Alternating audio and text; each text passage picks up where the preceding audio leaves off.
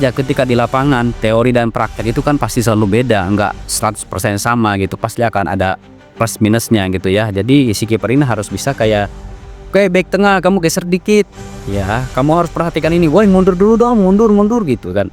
Ya kayak gitu tuh, itu yang Halo Soccer People, gimana kabar kalian semua? Semoga kabar kalian semua baik-baik saja. Welcome back to channel YouTube Ayah Kabar.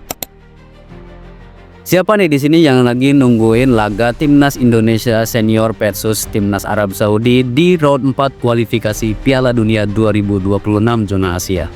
Pasti kalian sudah nggak sabar kan pengen lihat laga tersebut. Kita pengen lihat laga di mana Timnas Indonesia bantai-bantai di atas lapangan dan mencuri poin 3 poin untuk next laga berikutnya atau masuk ke fase berikutnya. Tentu semua harapan para fans Timnas Indonesia, fans Garuda ya, kita ingin maju ke Piala Dunia 2026. Tapi kita kesampingkan dulu nih Timnas Indonesia versus Timnas Arab Saudi, kita geser dulu. Karena di sini yang mau gue bahas bukan soal laga-laga tersebut. Di sini gue mau ngajak teman-teman semua mengenal lebih jauh tentang peran dan tugas dari para pemain di atas lapangan. Gue yakin 100% ya masih banyak atau ada beberapa orang dari sekian banyaknya pecinta sepak bola Indonesia ataupun pecinta sepak bola dari luar negeri ya, masih banyak yang belum tahu apa saja tugas-tugas penting yang harus perlu diperhatikan oleh para pemain ini dari setiap lininya gitu, mulai dari kiper, back, pemain tengah, sayap ataupun pemain penyerang yang bertugas untuk mencetak gol sebanyak-banyaknya. Oke, kita akan mulai dari tugas-tugas penting yang harus dilaksanakan oleh seorang penjaga gawang atau kiper. Yang pertama, tugas menjadi seorang kiper adalah menjaga gawang. Nah, ini sudah lumrah banget. Semua orang juga sudah tahu bahwa kiper itu tugasnya menjaga gawang. Menjaga gawang agar tidak kebobolan, apalagi sampai kebobolan banyak. Itu sudah menjadi suatu hal yang umum. Semua orang juga sudah tahu bahwa penjaga gawang nggak boleh membiarkan ada bola, mau itu bola sundulan, tendangan, mau itu kencang ataupun pelan ya. Dia harus tetap mengamankan gawangnya agar bola itu tidak masuk ke dalam gawang gitu. Itu poin pertama yang memang sudah banyak orang ketahui dan memang pecinta sepak bola itu udah pasti tahu ya. Nah, ternyata seorang penjaga gawang atau kiper selain menjaga gawang mengamankan bola, dia menjadi seorang pengatur pertahanan. Ya seperti yang kita tahui lah, dalam sebuah laga sepak bola atau permainan sepak bola, semua pemain itu punya peran masing-masing. Tapi di momen-momen tertentu ada kalanya seorang kiper pun harus punya persepsi bagaimana caranya dia mengatur pertahanan atau back-back yang ada di depannya ini agar beroperasi atau bekerja dengan baik untuk mencegah serangan musuh yang entah itu serangan balik, serangan mendadak, serangan cepat, serangan lambat agar bola itu tidak lolos gitu. Nah, si kiper ini dia punya peran itu untuk mengatur si para pemain bertahan ini, si pemain belakang ya, karena kiper juga salah satu kunci laga ini akan menang atau kalah gitu ya. Jadi dia harus benar-benar pintar ngatur para pemain di belakang ini ya, meskipun sudah diatur oleh para pelatih ya, para coach, tapi tetap saja ketika di lapangan teori dan praktek itu kan pasti selalu beda, nggak 100% sama gitu, pasti akan ada plus minusnya gitu ya. Jadi si kiper ini harus bisa kayak, oke back tengah kamu geser dikit, ya kamu harus perhatikan ini, woi mundur dulu dong, mundur gitu kan. Ya kayak gitu tuh, itu yang namanya mengatur pertahanan juga kayak gitu loh. Selain 2 poin tadi, kiper juga harus bisa mengambil keputusan dengan cepat. Mengambil keputusan dengan cepat yang seperti apa sih? Ya seperti misalnya ada serangan dari lawan, entah itu serangan balik ataupun serangan yang memang sudah strategikan atau masuk dalam gameplaynya tim lawan gitu. Ada serangan, nah si kiper ini harus mempunyai insting untuk mengambil keputusan dengan cepat. Misal ada bola lambung atau ada bola crossing atau ada bola-bola yang rebound, dia harus mengambil keputusan, ini gua harus maju nyamperin bola atau gua tetap stay di sini nunggu bola datang gitu ya. Nah di situ dia harus bisa membaca situasi. Misal pemain di depan jarak 5 meter dengan bola dan si kiper itu juga jaraknya 5 meter dengan bola. Nah dia harus bisa memutuskan apakah gua harus lari ngambil bola atau gua nunggu tendangan dari pemain gitu. Nah itu salah satu juga faktor yang menentukan hasil akhir juga ya. Karena kalau misalkan dia salah ngambil keputusan, oke, gua diam di sini deh, gua tungguin bola. Ketika bola itu ditendang oleh pemain lawan, maka ya bertahan gitu. Kalau dia bisa ngamanin bola itu ya mungkin aman. Tapi kalau misalkan nggak bisa ngamaninnya ya pasti jebol gawangnya kan gitu. Atau keputusan yang dia harus ambil itu adalah dengan cara dia harus lari ambil bolanya agar tidak ditendang oleh pemain lawan. Nah, itu juga salah satu keputusan yang harus diambil ketika bola itu ada di tengah-tengah dan tidak ada yang menguasai bola itu gitu. Jadi dia harus punya insting itu agar gawangnya tetap aman kayak gitu.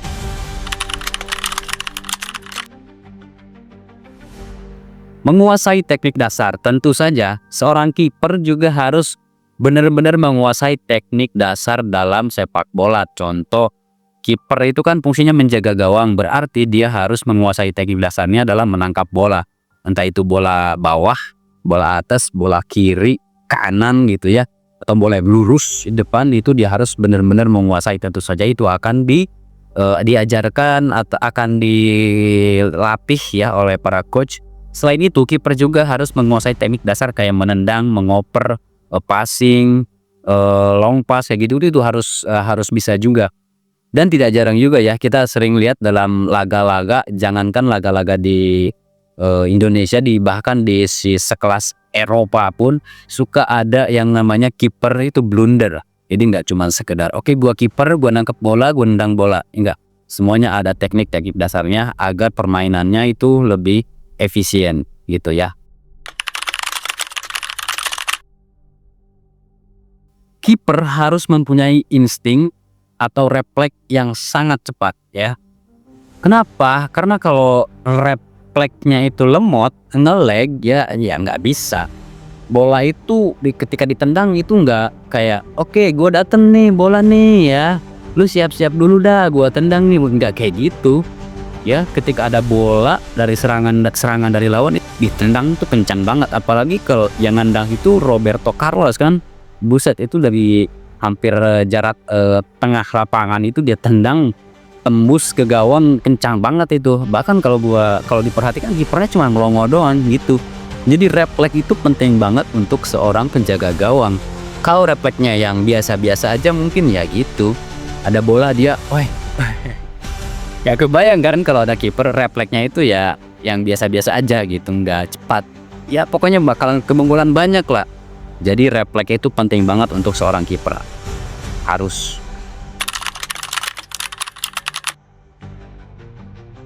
Seorang kiper itu tidak cuma hanya sekedar berdiri menunggu bola datang, terus kalau ada bola datang dia tangkap atau dia tendang atau dia tepis, dia tonjok atau dia apain lah bola itu ketika datang ya. Tapi seorang kiper juga harus mempunyai kemampuan untuk membaca permainan. Misal bola udah maju ke depan lewat sayap kiri ataupun sayap kanan, dia akan melakukan tendangan umpan lambung, umpan crossing. Nah, di situ dia harus bisa membaca bahwa oh ini arah bola kemana nih, ini arah pemain ini kemana nih ya, biar gawangnya tetap aman. Dia harus membaca itu. Jadi si kiper ini juga harus mempunyai kemampuan untuk membaca permainan.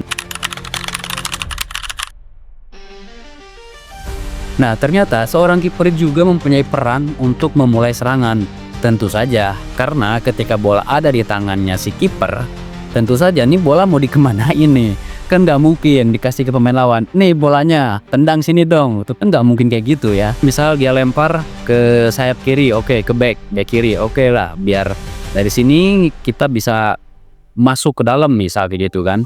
Nah, balik lagi, jadi dari semua poin yang tadi udah gua sebutkan itu ya, dia harus dikuasai bener-bener gitu, supaya ketika dia memulai serangan, mengoper bola ke pemain rekannya, itu dia udah bisa membaca duluan bahwa oh kalau gua oper dari sini, di sini posisinya selalu lengah nih, kayak gitu, selalu lengah. Jadi kalau gua oper ke sini, ini kayaknya akan lebih efektif gitu. Ini bakalan lebih efektif gitu. Jadi dia oper kayak gitu. Jadi mengatur serangan itu juga salah satu tugas dari seorang kiper gitu, saudara-saudara sekalian ya, para pecinta sepak bola. Jadi seorang kiper itu tidak hanya sekedar berdiri sambil menunggu bola, ketika ada bola dia tangkap. Nggak seperti itu. Jadi banyak hal-hal yang harus dikuasain oleh seorang kiper. Tentu saja itu akan diajarkan oleh para coach. Kita misalnya ingin jadi seorang kiper itu basically ya harus bisa dulu tuh, harus paham dulu ya detail tugas dari seorang kiper itu seperti apa gitu. Oke, tadi kan udah nih tugas detail dari seorang kiper atau penjaga gawang itu udah, mulai dari menjaga gawang, mengatur pertahanan, mengambil keputusan dengan cepat, terus membaca permainan serangan, mengatur serangan, terus ya refleks yang cepat itu udah kita bahas tuh tadi tuh. Oke, sekarang kita masuk ke hal-hal yang perlu atau wajib banget diperhatikan oleh seorang kiper atau seorang penjaga gawang. Kiper ini dia harus berada di dalam kotak penalti ketika dia mau menggunakan tangannya, karena memang itulah wilayah dia tuh di dalam kotak penalti sampai ke gawang itu adalah wilayah khususnya dia, spesialnya dia. Di situ dia boleh menggunakan tangan, karena yang namanya sepak bola itu tidak boleh menggunakan tangan terkecuali kiper ya, terkecuali kiper. Pemain boleh ketika bola out doang, bola keluar lapangan akan dilakukan lemparan bola, ya tetap melemparkan harus pakai tangan gitu.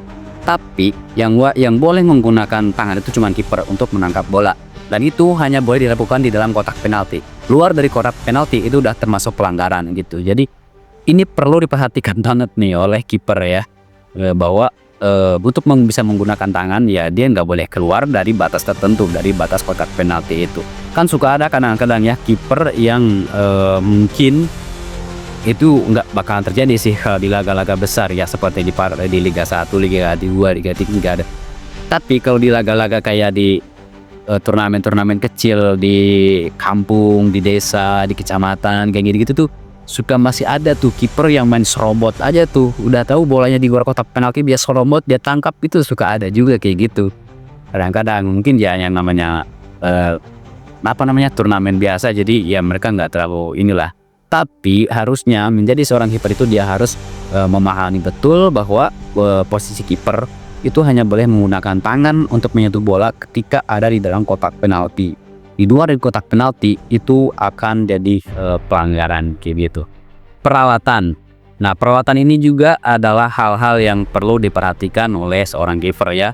Contohnya misal kayak jersey itu harus beda dari pemain yang lainnya, dan juga dari wasit biar nggak sama ya. Kalau misalkan bajunya sama, ntar repot. Apalagi kalau bajunya atau jersey-nya itu sama dengan wasit. Kapelan sama wasit kan repot, ntar dikira wasit ternyata dia penjaga gawang kan gitu. Nah itu jersey, terus sarung tangan, itu juga sepatu ya mungkin sih ini peralatan ini itu udah semua orang juga udah tahu lah, udah basic, maksudnya udah paham gitu ya, dan nggak perlu dijelasin juga.